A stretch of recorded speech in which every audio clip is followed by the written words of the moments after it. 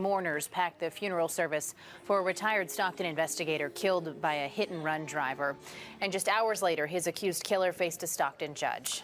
CBS 13's Lee Martinez is live in Stockton with more on the tribute to Officer Jimmy Pendergrass.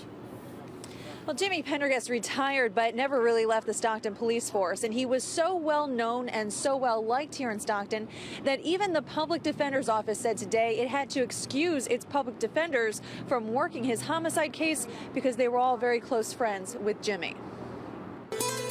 For 29 years, Jimmy Pendergrass donned the leather gloves and silverback helmet for the Stockton Police Motorcycle Squad. This morning, a fellow officer carried them inside his church.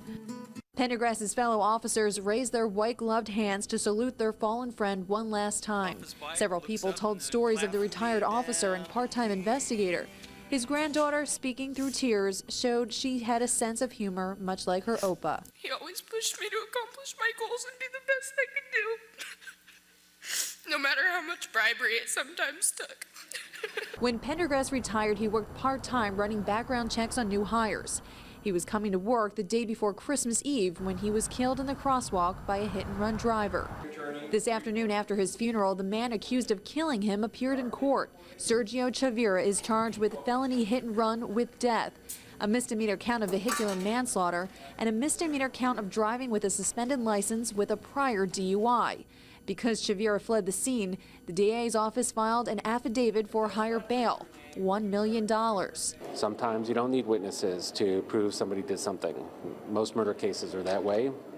Most homicide cases are that way. This is a homicide case. So. In court, the public defender said there was a conflict of interest because numerous people working in the public defender's office were close friends with Pendergrass and cannot represent Chavira. A difficult day for many in law enforcement who said goodbye to a man who dedicated his career and even his retirement to the police department.